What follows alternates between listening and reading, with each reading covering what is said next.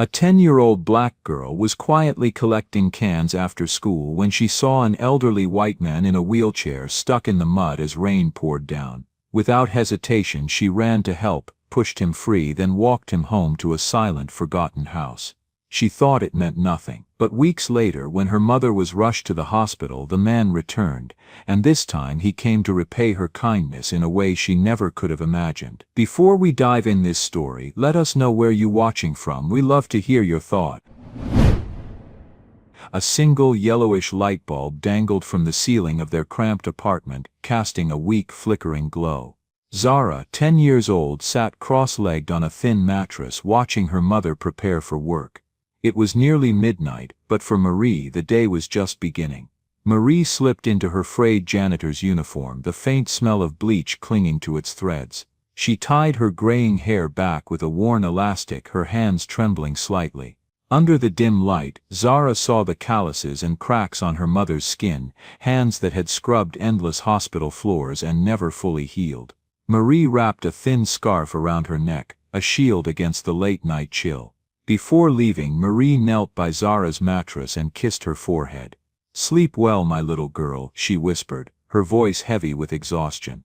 Zara nodded, her eyes dry. She knew her mother would work until dawn, mopping corridors while the city slept. "You just go to school," Marie often said. "I'll handle the world out there." But Zara understood more than her mother realized. Marie's purse was always empty, her shoulders always slumped. That's why, every afternoon after school, Zara slipped onto the streets where trash cans overflowed with glass bottles and aluminum cans. It was her secret, a small, heavy act of defiance against their poverty. Yesterday, she'd traded a bag of cans at the recycling center for $3.20, enough for a loaf of bread. She hid the money under her mattress, waiting for the right moment to surprise her mother. But tonight, as Marie's footsteps faded down the hall, Zara felt a pang of doubt. Was it enough? Could her small hands ever carry the weight of their world? She curled up under a threadbare blanket, the light bulb's hum filling the silence. Outside, New York buzzed with life, but in their tiny apartment, it was just Zara and her secret waiting for morning. The midday sun glared off New York's dusty streets, turning the asphalt into a shimmering haze. Zara stepped out of their apartment, a worn plastic bag slung over her shoulder. Her faded t-shirt, its color long gone, clung to her tanned skin. The bag clinked softly with empty cans, their sharp edges pressing against her back. She kept her eyes down, avoiding the hurried crowds. The heat was stifling, but Zara barely noticed. Each glinting bottle or crumpled can was a penny closer to helping her mother.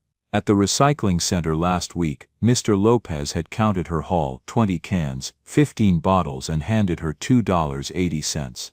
"Good work, kid," he'd said, his voice kind but tired. Zara passed the grocery store, its air-conditioned hum tempting her to linger. Across the street, the shoe repair shop owner glared if she got too close. She turned toward school, her sandals slapping the pavement. The bag strap dug into her hand, and the faint smell of garbage trailed her like a shadow. Halfway there she froze. A group of classmates lounged under a leafless tree by the sidewalk. Jason, who'd borrowed her pen and never returned it, spotted her first. His eyes flicked from her bag to her scuffed shoes. "Hey, it's the garbage girl," he shouted, his voice sharp like screeching tires. Laughter erupted, echoing off the brick walls. One girl pinched her nose, exaggerating a gag. "Why do they even let her in our school?" Another muttered, loud enough for Zara to hear. Her cheeks burned. She gripped the bag tighter, her knuckles whitening. The laughter clawed at her, but she wouldn't cry, not here. She lowered her head and quickened her pace, the bag's clinking betraying her every step. Once around the corner, she ducked into an alley, her breath ragged. Alone, she leaned against a wall, her eyes stinging. For a moment, she wanted to throw the bag away, to be someone else. But then she saw a crushed plastic bottle by a trash can. She picked it up, dusted it off, and slipped it into her bag. Another penny. Zara exhaled, steadying herself. She had learned to keep her tears inside, locked in a place where ridicule couldn't reach. She stepped back onto the street, her small figure blending into the city's rush, her bag a quiet promise to keep going. A sudden summer storm swept through New York, raindrops pelting the streets like angry pebbles. Zara had just collected a few bottles outside a convenience store when the wind flipped her shirt's hem. She ran for cover under the awning of a shuttered electrical shop, hugging her damp bag to her chest. Her hair stuck to her cheeks, soaked. She watched the rain blur the city into a gray haze, her breath fogging the air. The world felt too big, too fast. Everyone had somewhere to rush to, but Zara had only her bottles and a long wet walk home. A flicker of movement caught her eye. Across the street, an old man, Mr. Henry, who she'd seen sitting outside his house, sat motionless in a wheelchair, stuck in a muddy puddle. His shirt clung to his back, his baseball cap askew. He stared at the ground, silent, as if waiting for the rain to wash him away. Zara bit her lip. Her mother's warning echoed, "Stay away from strangers, especially old men alone." But another voice, small but firm, whispered, "He's lonely. Like you." She hesitated, her sandals shifting in the wet gravel. She'd seen him before, tossing crumbs to stray cats, his hands trembling. He never smiled, but he never yelled either. The rain stung as she stepped out, her bag bouncing against her hip. She crossed the street, her sandals slipping. "Mister," she called, her voice shaky but loud. "Let me help." Mr. Henry's head jerked up, his eyes sharp.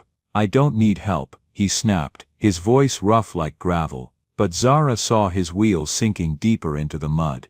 "You can't move," she said, not pleading, just stating a fact. She grabbed the wheelchair's handles, her small hands slipping in the mud. She pulled, her arms straining, her knees scraping the pavement when she stumbled. Gritting her teeth, she pushed again, using her whole body. A soft clunk sounded as the wheel broke free. Mr. Henry stared at her, his eyes softening, almost disbelieving. "Thank you," he muttered, barely audible over the rain. The rain had stopped, but the streets were still soaked, reflecting the faint yellow streetlights like fragile streaks of fire. Zara pushed Mr. Henry's wheelchair along the now sparsely populated street. The grinding of the wheels on the asphalt created a heavy rhythm. She said nothing. He said nothing. There was only the sound of their steady, slow breathing, occasionally interrupted by a small cough, dry like old dust in Mr. Henry's throat.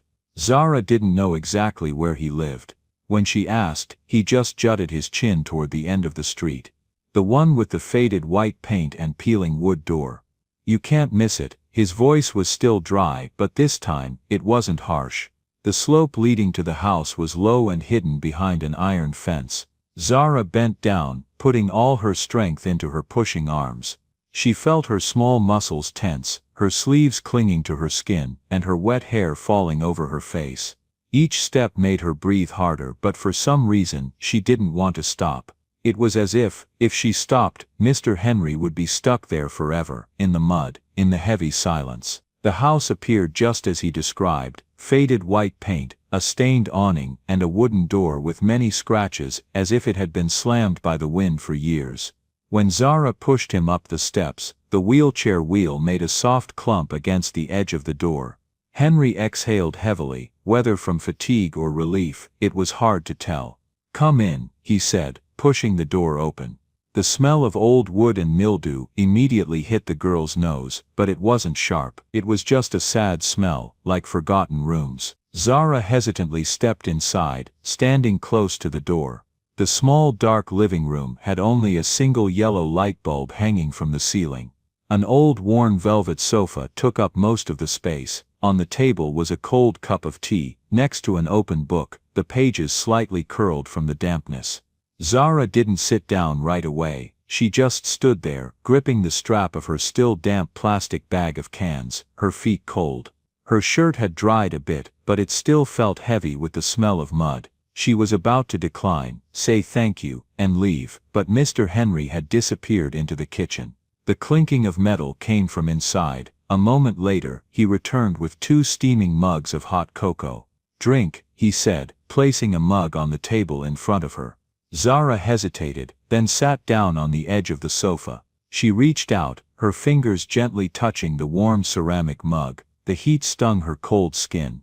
When she took a small sip, the sweetness spread quickly on her tongue, mixed with the slight bitterness of undissolved cocoa powder. But she didn't taste bitterness, only warmth. Strangely, her throat felt soothed, as if the warmth had reached places that had been frozen. Mr. Henry sat opposite her, his hands wrapped around his own mug, his eyes looking out the window. He didn't ask questions, he didn't smile, but he was no longer wary. Zara saw his hands, calloused, trembling slightly, just like her mother's hands when she carried her bucket of bleach home from her shift. "Will you stay and have dinner with me?" he asked, his eyes still fixed on the window pane. Zara shook her head. "No, my mom is waiting, I have to go home." She stood up, placing the cocoa mug back on the table very gently. As she walked to the door, she suddenly turned back and bowed her head to thank him. Mr. Henry didn't reply, just gave a small nod. When the door closed behind her, she heard the latch turn. It wasn't harsh, but like a habit, she got home just as it was getting dark. The one-room apartment was quiet. The faint yellow light from the window cast Zara's long shadow on the floor. Marie was waiting by the door, a faded nightgown over her old t-shirt. Her mother's face was grim. "Where have you been?" Her voice was low, hoarse, not a shout, but it made Zara's heart shrink. "What have you been doing to get so dirty?" Zara put her bag of cans aside. The dried mud stained her hands and a grayish smudge marked her shirt. She took a breath and told her everything, from meeting Mr. Henry, to pushing him home, and even the hot cocoa. When she mentioned that he had asked her to stay for dinner, Zara briefly smiled, though she tried to hold it in. "He invited me in like I was family," she said. Marie was silent, her eyes still fixed on her daughter. Finally, she sighed and pulled Zara close. Her mother's arms held her tight, and the familiar scent of sweat and dish soap wafted up, like an old blanket in early winter. But the embrace was more than just love, it was worry, it was fear, it was old unhealed memories. "Zara, I know you're a good kid," Marie whispered in her daughter's ear, her voice trembling slightly. "But you shouldn't get too close to strangers. This world isn't simple, they aren't as good to us as you think."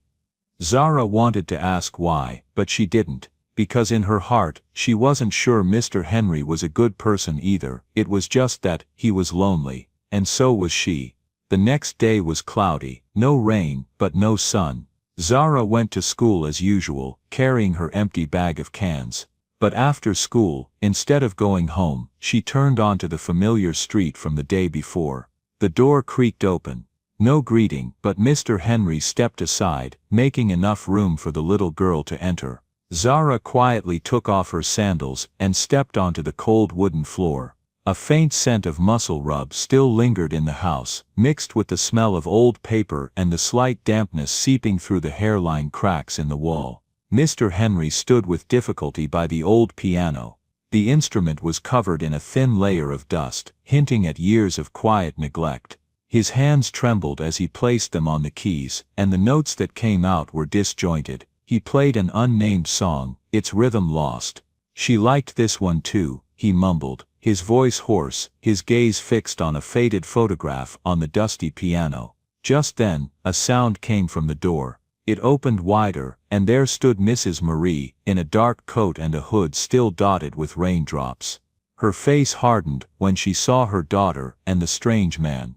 "Where have you been?" she said, her voice low and raspy.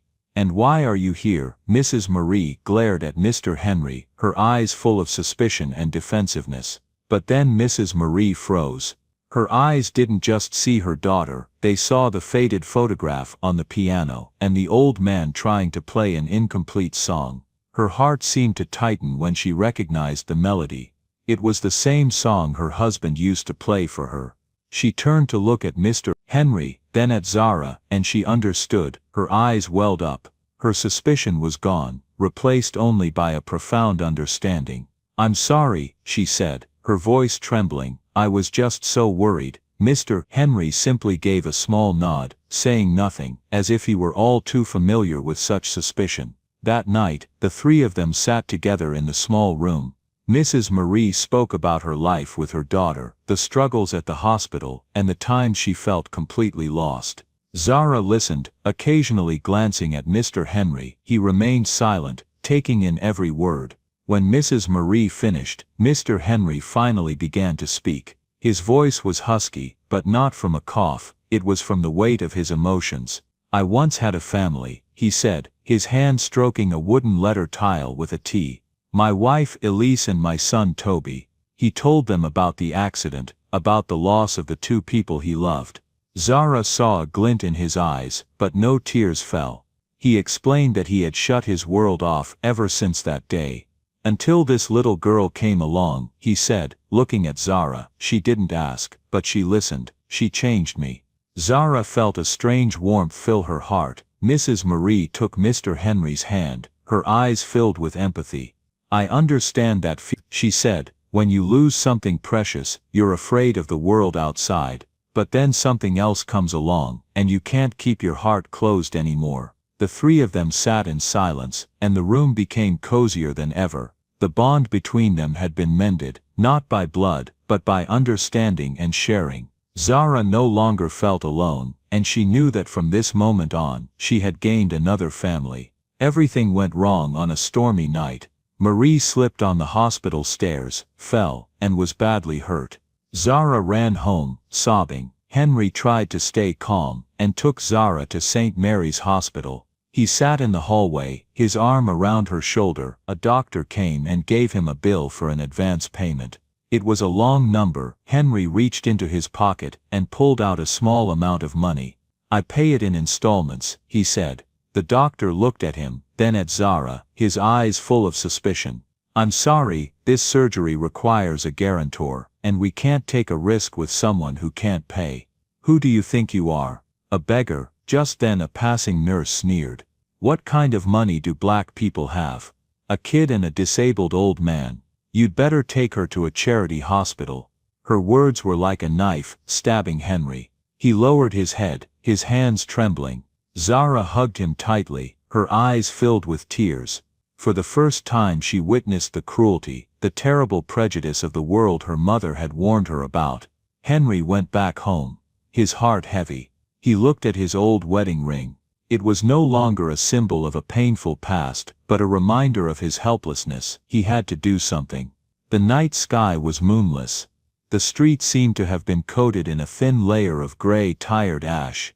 Zara sat with her legs tucked up on a low plastic chair next to the hospital bed. Her eyes never left her mother's face, pale under the cold fluorescent lights. The IV machine beeped steadily. The smell of antiseptic and alcohol in the air created a thin, taut atmosphere, like a wire about to snap. Her mother lay motionless. One leg was bandaged and propped up with a white cloth sling, with a metal brace peeking out from beneath the dressing.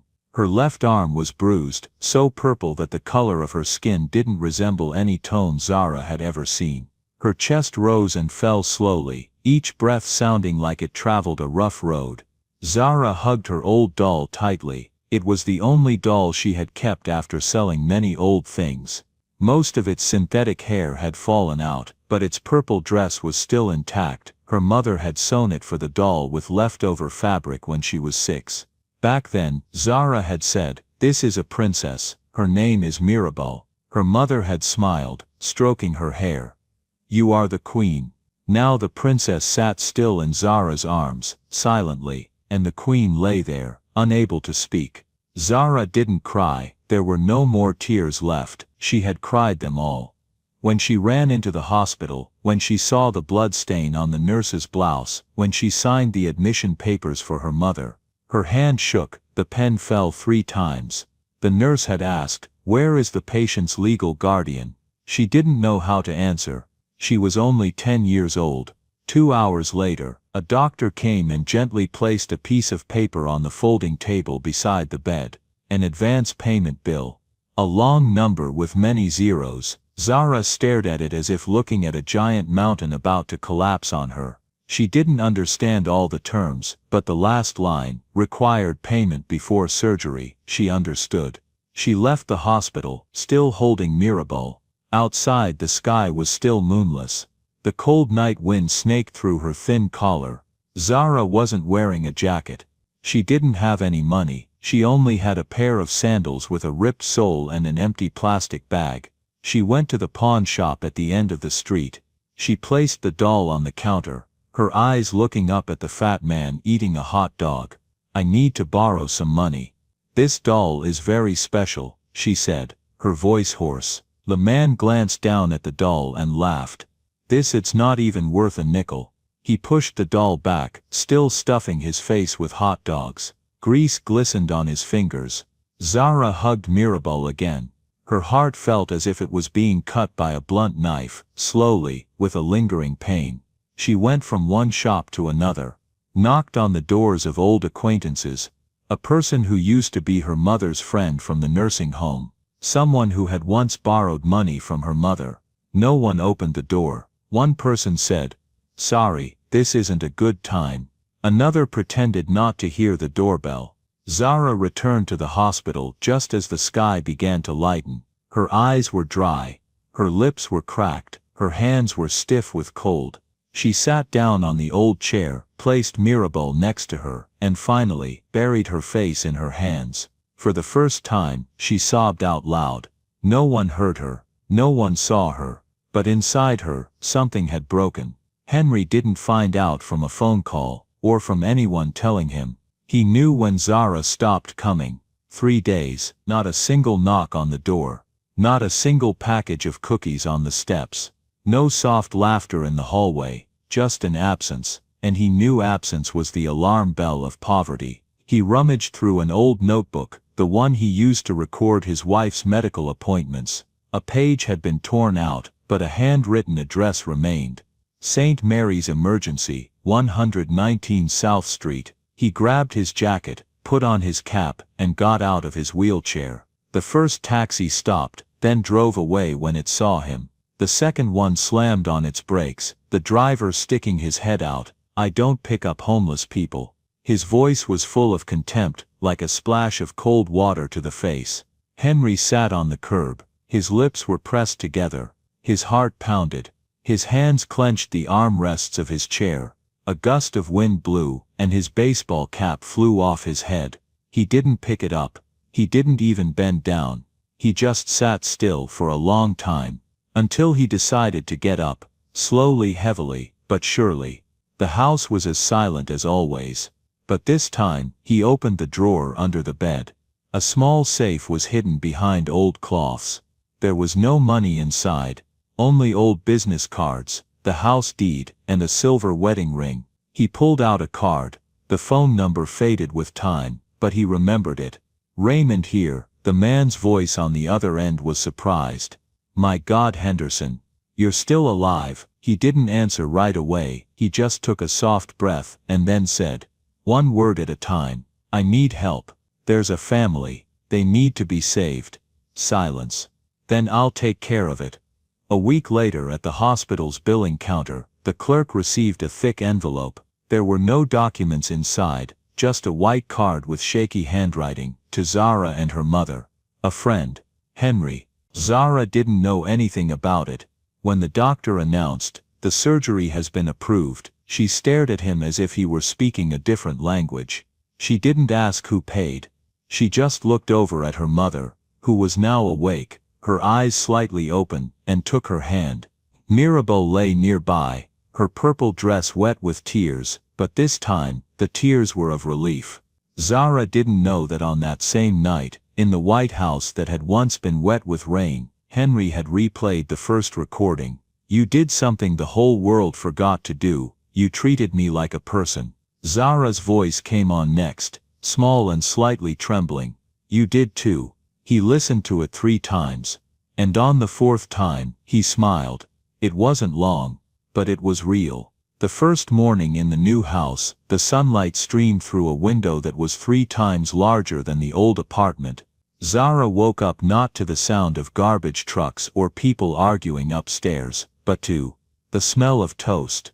She opened her eyes, and the soft white blanket slid off her shoulders. The faint scent of burnt butter, a smell that had previously only been at school parties she wasn't invited to, now floated in the air like something unreal. Her room. Hers. Zara reached out to touch the edge of the bed, then slid her hand down to the smooth, cold wooden floor. On the wall were paintings she had drawn herself, 3 people holding hands, without a signature. Anyone would know who they were. Zara, her mother, and Mr. Henry. No, not Mr. Henry. Just that. like how he would refer to himself in the recordings. "This is Henry. It's raining today, my legs are a bit tired, but I remember the cassava bread my wife used to make." Her mother was in the kitchen, her bandaged foot propped up gently on a stool. She no longer had to work the night shift. She was slicing an apple, her hands trembling slightly, but her face no longer held the gray trace of fatigue. Zara walked over and hugged her from behind. Marie tilted her head and smiled. A gentle smile like a streak of early summer sun. Henry was reading the newspaper in the living room. The New York Times, with the scent of fresh ink. Zara walked over and tucked a new drawing into his lap, a picture of a house with a white picket fence and a piano. Henry looked at the drawing and blinked. He didn't say anything, but his hand touched her shoulder and stayed there, not loose, not tight, just enough to let her know he was there. In the afternoon, Zara quietly went into Henry's private room. She didn't knock, the door was ajar. The room was the same, the old piano, a bookshelf full of notebooks, and the old picture frame, leaning on the table. But there was a new addition. The handkerchief embroidered with the letter Z was in a small glass frame, placed right on the piano. Zara took a small cream-colored candle from her jacket pocket. She placed it on the table next to the picture frame.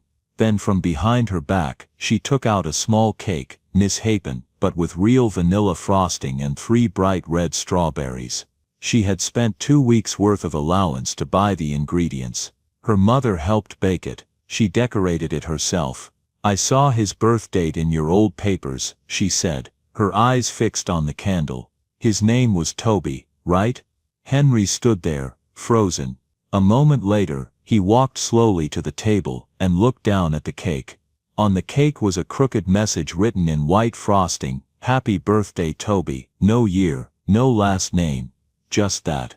Zara lit the candle. Henry didn't stop her. He didn't say anything. She sang softly. Her voice was not perfect, but it was full. Henry sat down in the chair, his hands on his thighs. The flame on the candle flickered, reflecting in his eyes, eyes that were like a still lake that had suddenly rippled. For the first time Henry cried. Not with sobs, not with sniffles. Just silent tears falling. Zara didn't touch him, she just sat next to him. Her hand was on the table, close enough to his that if he wanted, he only had to move his hand an inch to touch hers. Henry closed his eyes, then blew out the candle. The following month, the name Zara Marie Foundation appeared for the first time on a wooden sign in front of the old building where Zara had lived, a center to help poor children and lonely seniors. Zara looked at the sign as if she couldn't believe it was real. Her name, her mother's name, written in white capital letters on a brown wooden background. Henry said, "This is what I have to do." Zara just nodded, but in her heart, something had just blossomed again. She started going to the center with Henry, helping to distribute food and read stories to the elderly. Some seniors couldn't even remember their own names, but called her Little Angel. She didn't correct them, she just smiled. Once, at a small ceremony at the public library, Zara was invited to speak. She wore a new dress, light yellow. Her mother sat in the front row, and Henry was next to her, holding a tape recorder. Zara walked up to the wooden podium. She didn't bring any notes. She looked at the crowd. There were people filming, children holding hands with seniors, and her old teacher sitting at the back of the room. She took a breath. "I used to think I was picking up garbage to survive," she began, her voice trembling. "But now I know what I picked up was worth so much more. It was a heart that never stopped beating." There was a moment of silence, then applause, not in unison, but genuine. Zara saw Henry turn his face away, wiping his glasses. One afternoon, it rained again. It wasn't a downpour, just a drizzle. Zara, now 11 years old, walked across the wet sidewalk, holding an umbrella. On a bench in front of the library, an old woman was huddled, her cloak tattered. No one noticed her. Zara walked over and held the umbrella over the woman's head. The woman looked up, her eyes bewildered. Zara didn't say anything. She took a handkerchief out of her pocket and handed it to the old woman. Then she sat down next to her. The wind blew, cold. But under the small umbrella, two people sat close together. Zara listened to the sound of the rain on the fabric, and in her head, she heard Mr. Henry's voice, from an old recording. "You didn't change the whole world, Zara, but you changed my world, and your own." She smiled. She didn't say anything. She didn't need to say anything. Her heart had made its choice, and it would never stop beating. Join us to share meaningful stories by hitting the like and subscribe buttons. Don't forget to turn on the notification bell to start your day with profound lessons and heartfelt empathy.